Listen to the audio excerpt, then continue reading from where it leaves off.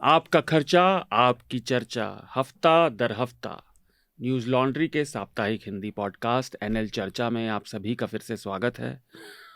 आपके permanent host Atul इस समय किसी व्यक्तिगत कारणों से छुट्टी पर है, नया साल है तो आपको मुझे झेलना पड़ेगा। और मेरे साथ स्टूडियो में एक इन हाउस पैनल है, साल की शुरुआत है तो हम चाह रहे थे आपस में कंडेंस्ड लेकिन अच्छा डिस्कशन हो। तो मेरे साथ स्टूडियो में हैं हमारे एडिटर इन चीफ रमन कृपाल, साथ में स्टूडियो में ही मेरे साथ हैं हमारे साथी विकास और बसंत। Hello sir. हाय। और ऑनलाइन हमारे साथ जुड़ रही हैं न्यूज़ मिनट की पत्रकार शिवानी कावा। आप उनको लगातार पढ़ते रहते होंगे अगर आप न्यूज़ लॉन्ड्री और न्यूज़ मिनट की पत्रकारिता देखते हैं। शिवानी, चर्चा में आपका स्वागत है। Thank you so much. Hi. तो हम अपने विषयों की तरफ बढ़े, बातचीत की तरफ बढ़े, उससे पहले छोटी छोटी एक दो सूचनाएं। पहला तो कि हमारा साल समाप्त होने वाला ईयर एंडर कैंपेन अभी भी चालू है। उसमें आपको क्रिसमस और नए वर्ष पर 6 महीने का और या उससे ज़्यादा का अगर आप सब्सक्रिप्शन लेते हैं तो उसमें आपको 15% और साल भर पर 20% का डिस्काउंट मिल सकता है। तो आप न्यूज़ लॉन्ड्री और न्यूज़ मिनट को सब्सक्राइब करें, ईमानदार और पाठकों द्वारा फंडेड पत्रकारिता का समर्थन करें, तभी आपके सरोकार की पत्रकारिता हो सकेगी। इसके अलावा अपने पत्र आप हमें भेजना ज़रूर जारी रखें। आपके पत्र हमारे लिए बहुमूल्य है, ख़ास तौर से तब जब आपको कोई हमारा क्रिटिसिज्म, कोई सलाह, कोई आलोचना करनी है, कोई बात आपको पसंद नहीं आती है तो इन छोटे छोटे डिस्क्लेमर्स और सूचनाओं के साथ मैं चाह रहा था कि चर्चा से पहले आप लोग अगर एक एक संक्षिप्त, बहुत लंबी नहीं, टिप्पणी दे सकें ये गिग वर्कर की स्ट्राइक पे। तो सर, मैं सबसे पहले आप ही के पास आऊँगा। हमने मेरे ख्याल से इससे जुड़ी रिपोर्ट भी की थी पिछले साल या इसी साल, काफ़ी दिन हो गए, लेकिन ये बड़ी अजीब सी बात लगी क्योंकि इस बार जब इस स्ट्राइक पर रिपोर्टिंग हुई सब जगह तो मैंने देखा कि लोग बता रहे थे कि लास्ट टाइम जब उन्होंने स्ट्राइक की थी तो इनके वेजेस गिरा दिए गए थे उनकी, जो अपने आप में आश्चर्यचकित बात है। मैं लल्लन टॉप की रिपोर्ट देख रहा था, ग्राउंड की, वो बात कर रहे थे तो उसमें उन्होंने कहा कि पहले हमारा 40 रुपये पर दिन हुआ करता था पर डिलीवरी, वो घटाकर पिछली बार जब स्ट्राइक की थी तो 20 रुपये हो गया। तो ये तो विचित्र बात है। दिस इज तो सीधे सीधे एक्सप्लॉइट किया जा रहा है। नहीं, गिग वर्कर्स पे हमने पहले भी स्टोरी की थी जी। पहली वाली जो स्टोरी थी पिछले साल, वो आई थिंक उसका ज़्यादातर कि वो किस हालात में काम करते हैं। गर्मी का टाइम था, जून का। हाँ, तो वो काफ़ी तनिष्का ने की थी जी। और इस बार फिर हमने दोबारा से रिपोर्ट की है जब ये लोग स्ट्राइक पे चले गए। तो गिग वर्कर्स का बेसिकली ये जो 10 मिनट का कह लीजिए जो भी आ रहा है, हाँ। मेन थिंग है उनके वर्किंग अभी तक नोटिफाई नहीं हुआ है कि गिग वर्कर्स के जैसे कि कुछ चीज़ें उनको मिलनी चाहिए, उनका वेलफेयर सिस्टम क्या, सोशल वेलफेयर सिस्टम क्या होना चाहिए जी। और क्या हमको पुरानी एक जो लेबर पॉलिसी है सेम पॉलिसी उनके ऊपर लागू होती है कि नहीं होती है। तो वो कुछ इस पे क्लैरिटी नहीं है। तो गवर्नमेंट वो गिग वर्कर्स के ऊपर एक क्लियर एक क्लैरिटी के साथ एक पूरा लीगल फ्रेमवर्क बना रही है कि उनके लिए क्या क्या होना चाहिए। फॉर एग्जांपल अगर 90 दिन तक काम करें तो उनको ये फैसिलिटीज़ मिलनी चाहिए, उनको इंश्योरेंस मिलनी चाहिए। हाँ, तो अभी मतलब ये अभी मेकिंग में है, बन रहा है ये। लेकिन जाहिर सी बात है ये डिमांड और सप्लाई का रूल यहाँ पे भी अप्लाई होता है। तो डिमांड और यहाँ पे सप्लाई, बेरोजगारी बहुत ज़्यादा है तो बहुत ज़्यादा लोग अवेलेबल हैं और डिमांड से ज़्यादा है। तो उसमें वो अगर हमारे कैपिटलिस्ट सिस्टम में अगर वो कमेंड कर सकते हैं कि 40 से 20 कर सके या 20 से 40 कर सके तो वो सर्ज होता रहता है। तो मेरे ख्याल से कुल मिला के अभी बहुत ही मिलीजुली पिक्चर है। तो सरकार जब अपने एक क्लियर लीगल फ्रेमवर्क निकाल कर लेकर आएगी तो हमको गिग वर्कर्स के बारे में ज़्यादा पता चलेगा। तो ये गिग वर्कर्स जो प्रोटेस्ट अभी 31st को हुआ था, तो लॉट ऑफ द रिस्पांस जो सोशल मीडिया में आया था, तो हमने भी रिपोर्ट किया था यहाँ पे कि प्रोटेस्ट होने वाले हैं, फ्लैश प्रोटेस्ट होने वाले हैं एंड अरेंजमेंट्स भी हुए थे। बट फाइनल मोमेंट में बैंगलोर में because new year's eve parties का भी तैयारी वगैरह हो रहे थे तो फ्लैश प्रोटेस्ट नहीं हो पाए, एंड बिकॉज बेंगलुरु में you can only protest in one part of the city which is freedom park जी तो वो भी रिस्ट्रिक्टेड हो गया है, तो वो प्रोटेस्ट तो नहीं देख, बट द रिस्पॉन्स जो रिपोर्टर्स ने हमारे स्टोरी में देखा था कि response has been amazing, and आप जो बता रहे थे कि अभी इतने सारे गिग वर्कर्स होने वाले हैं, because there is part time and there is also full time people who are depending on this. तो कर्नाटका में bill gig workers bill, there was a idea brought up कि गिग वर्कर्स बिल टेबल हुआ था and public consultations के लिए भी रखा था, तो this was about a year. उसके बाद गिग वर्कर्स यूनियंस ने भी रिस्पॉन्ड किया था कर्नाटका गवर्नमेंट में, but I think it's time that we also go back and check क्या हो रहा है, क्या होने वाला है। जो डिलीवरी हुई, जो आंकड़े अखबारों में छपे हैं और जो इसके ऑनर हैं वो भी कह रहे हैं कि डिलीवरी हुई है, लोग काम करने आए हैं, इसके पीछे सबसे बड़ा कारण है बेरोजगारी। कि सबको डर लगता है कि अगर हम काम पे नहीं जाएंगे, अगर काम नहीं करेंगे, तो जैसे आपने कहा कि पिछले बार उनका मेहनताना कम कर दिया गया था, इस बार उनका जो जिस तरीके से वो जुड़े वो रद्द भी हो सकता है। हाँ तो ये एक डर है, क्योंकि काम नहीं है। 400 500 600 रुपये कमा लेते हैं लोग पर डे काम करने के बाद, तो लोग काम पे लौटे क्योंकि बेरोजगारी है। अगर काम और होता, चॉइस, लोगों के पास चॉइस होती, तो लोग नहीं लौटते काम पे। और सरकार तो कई बार हम देखते हैं जब चुनाव आता है तो कांग्रेस ने भी, जैसे कि शिवानी ने बताया कि अपने मैनिफेस्टो में भी डाला था, गिग वर्कर पे राहुल गांधी भी कई बार बात की है, प्रधानमंत्री ने भी बात की है, लेकिन वो राइट्स अभी तक नहीं मिले। लेकिन जो लोग हैं, हम आप, जो लोग ऑर्डर करते हैं, वो सिंपैथी तो जता रहे हैं, लेकिन उनको भी सोचना चाहिए कि 10 मिनट से ज़्यादा होता है तो लोग भी गुस्सा कर देते हैं, क्यों लेट आए। कई बार होता है कि आधे घंटे से ज़्यादा डिलीवरी में समय लगा तो लोग भी गुस्सा कर देते हैं। तो लोगों को भी समझना चाहिए कि भाई 10 मिनट में कोई चीज़ मिलेगी नहीं। आप दुकान पे भी जाएंगे तो आपको 2 मिनट जाने में, 2 मिनट आने में, 5 मिनट वहाँ भीड़ हुई तो लोगों को भी जल्दबाजी है। 15 मिनट 20 मिनट, अगर कोई 5 मिनट लेट आता है तो उसका रेटिंग कम हो जाता है जी तो लोग भी शिकायत करते हैं। तो लोगों को भी सोचना चाहिए कि नहीं, इतनी जल्दबाजी नहीं है, रास्ते में भीड़ हो सकती है, ट्रैफिक हो सकता है, तो उन पे भी गुस्सा ना दिखाएं। सर ये तो कहना खैर ठीक नहीं होगा कि इनको कानूनी रूप से पहचान नहीं मिली है। गिग वर्कर को पहचान तो है नए लेबर लॉज में भी, और इवन सोशल सिक्योरिटी कोड आया था 2020 में, तो उसमें गिग वर्कर्स को इंक्लूड किया गया था। तो कानूनी तौर पर उन्हें पहचान लिया गया है, मान्यता दे दी गई है, बट वो इम्प्लीमेंटेशन वाला जो प्रोसेस है कानून का, कि आपने ढांचा बना कर खड़ा कर दिया, अब उस ढांचे का इस्तेमाल आप नहीं कर पा रहे हैं, क्योंकि उसके लिए जिन सरकार, जैसे राज्य सरकारों को कुछ फ्रेमवर्क तैयार करना है तो वो नहीं तैयार हो पा रहा है।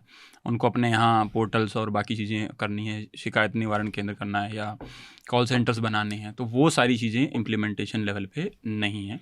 और दूसरा जो बसंत ने इशारा किया, बेरोज़गारी, तो बेरोज़गारी तो गिग वर्कर्स नहीं, मतलब लगभग हर सेक्टर की सच्चाई है वो। और गिग वर्कर्स के साथ ज़्यादा दिक्कत ये है कि जैसे पहले जो वो ठीक ठाक अर्न कर रहे थे, उसमें लगभग 50% का ड्रॉप हो गया है।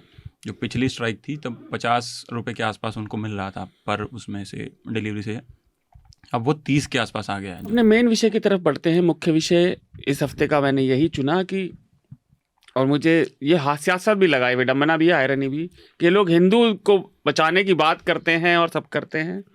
बहुत आउटरेज दिखा रहे थे कि बांग्लादेश में वो जो बहुत दुर्घटना हुई, हमने 2 हफ्ते पहले श्रोताओं को याद होगा जिक्र किया था, और कादम्बिनी के साथ हमारी बात भी हुई थी विस्तार से, जो बांग्लादेश में आक्रामकता और कट्टरपंथ बढ़ रहा है। लेकिन वही लोग, वही तबका हिंदुस्तान की राजनीति और राजनीति एडजेसेंट सर्कल्स का जो इस चीज़ पर सबसे ज़्यादा ऑफेंड होता है, इस साल उसने क्रिसमस और नए साल की प्रिपरेशंस पर इतना ज़्यादा विश्वमन किया है, इतनी ज़्यादा उपद्रव किया है, तोड़ फोड़, लोगों को परेशान करना, कि वो अपने आप में खबर बन गई है। भारत की बदनामी का एक नए साल पर एक और तमगा लग गया है। इन जनरल अभी एक पोएम याद आता है, when this situation when I am seeing, because वो they were attacking the communist and I did not say anything because I was not a communist. So I think we are at a time where जहाँ पे अगर आप fence पे खड़े हो कि आपको politically क्या सोचना है, politically आप कहाँ पे हो on a fence, then this is the time to think about कि at the end of the day they are gonna come for you as well. And again hate speech के बारे में अगर, because कर्नाटका में recently hate speech के ऊपर bill आया है, I mean, it is the bill has been criticized, but again there needs to be a way on which like we have to curb hate speech, because ये इतने सारे hate speeches हम news वगैरह में पढ़ रहे हैं, but at the end of the day ये सब violence में ही result होने वाले हैं. This is one of the things that I thought is like we have to consider at the end of the day, because एक और चीज जो याद आता है, केरला में मेरी कॉलीग हरिता मानव ने क्रिस संघीस के ऊपर एक रिपोर्ट किया था 2023 में. So this is a section of islamophobic catholics in Kerala. So वो लोग एक आइडियोलॉजिकल बॉन्ड राइट विंग के साथ बना रहे हैं on their shared hatred for Muslims. तो वो क्रिस संघीस को भी अभी सोचना पड़ेगा कि अटैक तो तुम पे भी आ रहा है. Like again going back to that poem, इसका जो सिलसिला है ना, ये शुरू हुआ जो the rot was set in 2015, तब से धीरे धीरे धीरे बढ़ा, जिसमें गवर्नमेंट का बैकिंग मतलब कि ओवरटली तो नहीं था, ये नहीं दिख रहा था कि वो कर रहे हैं, लेकिन वो चुप रह रहे हैं, इन मामलों में चुप रह रहे हैं. कोई भी ऐसा अटैक हो, पहले काओ स्लॉटर के ऊपर से शुरू हुआ, धीरे धीरे धीरे, हाँ, फिर धीरे धीरे फिर वो क्या नाम February 14 को जो वैलेंटाइन डे होता है उससे उस पे हुआ. फिर उसके बाद अब चर्चिस के ऊपर और ऐसे अटैक करना इन्होंने शुरू कर दिया. तो मेरे ख्याल से और ये ऑर्गेनाइज्ड होता गया बिकॉज गवर्नमेंट चुप रही. इसके अंदर कोई एग्जाम्पलरी पनिशमेंट अभी तक नहीं हुई है. जितने भी केसेस हुए हैं वो केसेस या तो डिसाइड नहीं हुए हैं, और अगर डिसाइड हुए हैं तो उसमें कोई एग्जाम्पलरी पनिशमेंट नहीं है. तो और ज़्यादा उत्तेजित हो रहे हैं ये लोग. जो ये तो अब क्या हो रहा है कि अब कोशिश हो रही है कि जो फ्रिंज ग्रुप्स बन गए हैं तो इस टाइप का काम करते हैं, अब वो ये दिखाने की कोशिश कर रहे हैं कि दे आर कि वो बजरंग दल से ज़्यादा अच्छे हैं इस काम में. तो वो बजरंग दल से को भी ललकारते हैं कि हम करते हैं, ये लोग तो कुछ आपसे, और सरकार का ध्यान आकर्षित कर रहे हैं अपनी तरफ. लेकिन उनको अगेंस्ट कितने केसेस हुए हैं अभी तक, या केसेस होके उनका कभी अरेस्ट हुआ है आज तक नहीं पता. तो एक फ्रिंज ग्रुप्स हैं, वो कोशिश कर रहे हैं कि टेक ओवर कर लें इस हेट्रेड को, और उसके बेसिस पे ये अटैक वगैरह करते हैं. तो इस पे देखिए, गवर्नमेंट जब तक स्टैंड नहीं लेगी, अभी ये नहीं कह सकते कि पूरी तरीके से ये लोग सक्सेसफुल हुए हैं, अभी भी लो है. हाँ, नहीं, ऑफ कोर्स ऐसी बात नहीं है. मैंने मतलब कि कई बार इसको प्रिवेंट भी किया गया है. तो पर सरकार की तरफ से जितना नियंत्रण इस पे होना चाहिए वो दिख नहीं रहा. तो मैं इसे दूसरे तरीके से फ्रेम करता हूँ. सरकार भले ही पक्ष उनका लेते ना दिख रही हो, और जैसा सर ने कहा कि कानून व्यवस्था कभी कभी काम कर भी देती है, लेकिन सत्ताधारी जो दल है उसमें इस चीज़ को क्या कहते हैं, उसको डिस्करेज नहीं किया जाता. उसमें लगता है, उसमें जुड़ने वाले लोगों का ये मत है, और ये आप देख भी सकते हैं कि ऐसा करने से हमें ब्राउनी पॉइंट मिलेंगे, हमारा स्कोर बढ़ेगा. जो आप कह रहे थे, they are trying to one up Bajrang Dal, जो अपने आप में एक बड़ी विचित्र चीज़ है. मोहल्ले में जैसे एक दो बैड एलिमेंट्स होते हैं या ऐसे तत्व होते हैं तो लोग बचते हैं मोहल्ले वाले की, ठीक है कोई बात नहीं, पड़े रहेंगे.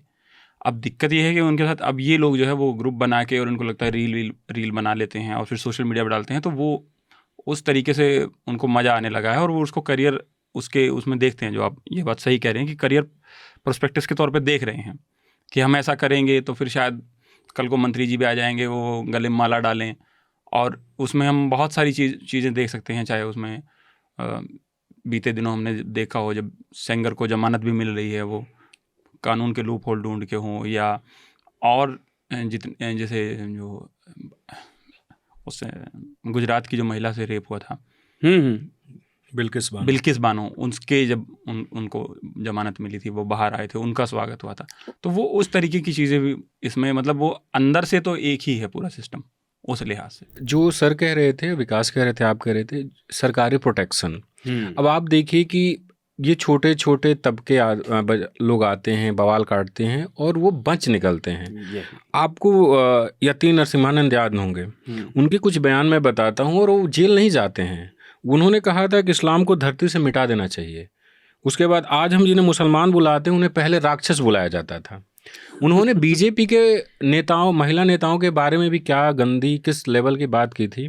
बावजूद उसके वो जेल नहीं जाते हैं तो बस 4 दिन में लौट आते हैं और फिर वो वही भाषा बोलते हैं। उन्होंने उत्तराखंड में एक पूरा धर्म संसद किया था, उसमें किस स्तर की बातें की गई थी वो सबके सामने है, लेकिन उनको कुछ नहीं हो पाता। बाबा बागेश्वर भी हिंदू राष्ट्र की बात करते हैं, लेकिन प्रदेश सरकार के जहाज में वो आते हैं, एक पुलिस अधिकारी उनका पैर छूता है। तो इस तरीके से, और प्रधानमंत्री खुद उनको छोटा भाई बोले थे। भारत के प्रधानमंत्री ने बागेश्वर को, जो बागेश्वर बाबा हैं, कथित बाबा, उनको छोटा भाई बोला था। तो जब ऐसे लोगों को जो किसी एक रिलीजन को लेकर अगेंस्ट बातें बोलते हैं, और जब उनका महिमा मंडन होगा, एक देश के प्रधानमंत्री उनके लिए कुछ बोलेंगे, अलग अलग नेता, कमलनाथ ने भी, कांग्रेस के नेता ने अपने घर पे बुलाया था, भाजपा के लोग बुलाते ही रहते हैं, पुलिस अधिकारी पैर छूते हैं जी, तो लोगों को बल मिलता है कि हम कुछ करके चले जाएंगे, हमारा कुछ नहीं होगा। प्रज्वल रेवन्ना को सजा हो चुकी है, ये बात ठीक है, लेकिन एचडी रेवन्ना का इस तरह से कोर्ट का ये कहना जो इस चीज को बिल्कुल नेगेट करता है, जो एक असॉल्ट के बाद, और खासतौर से एक सेक्सुअल असॉल्ट के बाद, सेक्सुअल हरासमेंट किसी का होता है, किसी को सेक्सुअल ना भी हो, जो वैसे हरासमेंट होता है वर्क प्लेस का भी, जो जज का स्टेटमेंट है वो किसी भी तरह के हरासमेंट से पैदा हुए ट्रॉमा और जो सोशल डिस्पैरिटी है एचडी रेवन्ना और उनके तथाकथित एलिजेड विक्टिम के साथ बीच में, उन सबको वो डिस्कार्ड करते हुए सिर्फ ये कहता है कि आपने समय रहते शिकायत क्यों नहीं की। के शिव कुमार इज द जज। तो उन्होंने प्रोसिक्यूशन का क्लेम कि कंप्लेनेंट ने 4 साल के बाद कंप्लेंट किया है because HD Revanna has a political clout. So now अगर हम एचडी रेवन्ना के बारे में हमको पता ही होगा, like he is the son of former Prime Minister Devegowda, and the entire family has been ruling Hole Narsipura and Hassan region in Karnataka for the last 50 years. जी। तो यहाँ पे जब हम 2024 में भी जब हम ये सेक्सुअल असॉल्ट के बारे में, रिपोर्टिंग के बारे में बात करने गए थे, तो कोई भी आगे हमारे सामने बात करने के लिए रेडी नहीं था। तो that is the power we are talking about, and the court is saying कि हम एक्सेप्ट ही नहीं कर रहे कि तुमको 4 साल हमारे सामने आने के लिए टाइम लगा बिकॉज तुम you are afraid of the political power.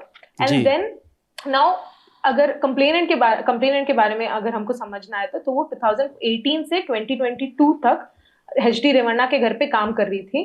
तो ये टाइम पे 2020 to 2022 में ये इंस्टेंस सेक्सुअल हरासमेंट होता है, जिसके बारे में कोर्ट ने कहा है कि अगर there is also one instance कि the complainant has gotten a house, complainant को घर हाउसिंग स्कीम से मिला था जी, बट रेवन्ना के ऊपर एलिगेशन ये है कि रेवन्ना ने वो घर को डिमोलिश किया था।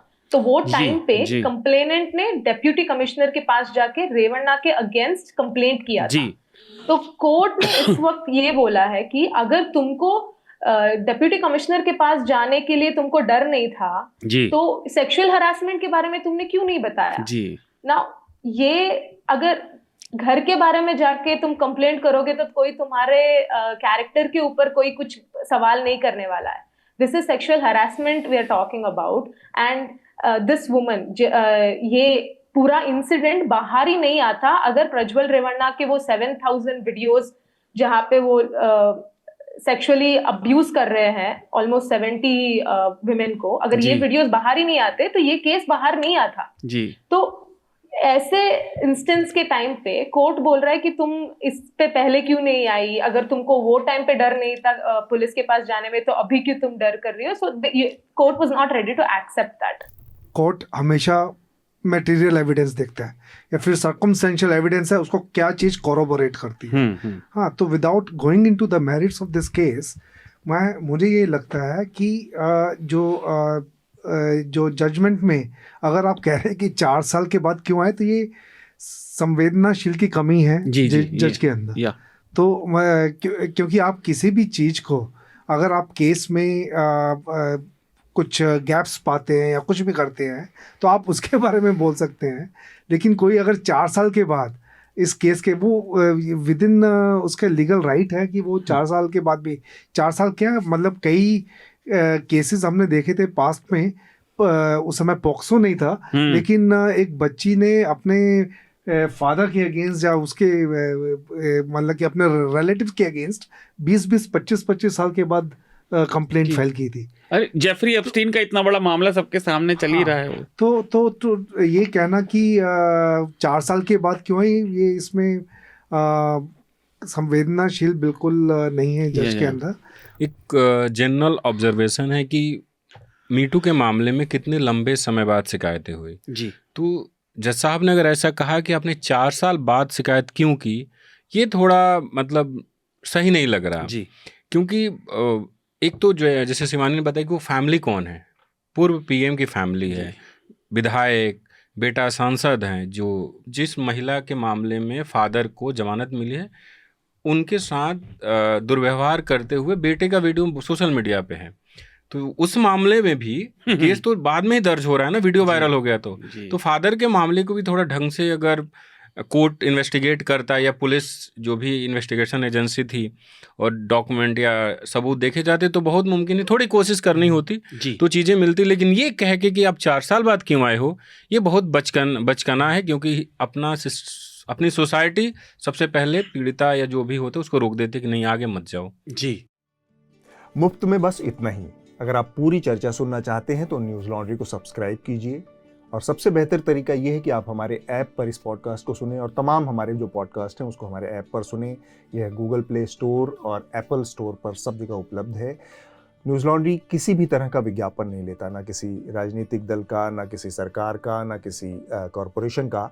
हम सिर्फ और सिर्फ कोशिश करते हैं कि पब्लिक इंटरेस्ट का जर्नलिज्म करें, पब्लिक जनहित की पत्रकारिता करें और इसके लिए लोग इसमें इन्वेस्ट करें, लोग पत्रकारिता में निवेश करें। उसका तरीका है सब्सक्रिप्शन। तो सब्सक्रिप्शन के हमारे टैग पर जाइए, वहाँ पर अपनी मनचाही रकम पे कीजिए और न्यूज़ लॉन्ड्री का सब्सक्रिप्शन लीजिए और गर्व से कहिए, मेरे खर्च पर आज़ाद हैं खबरें।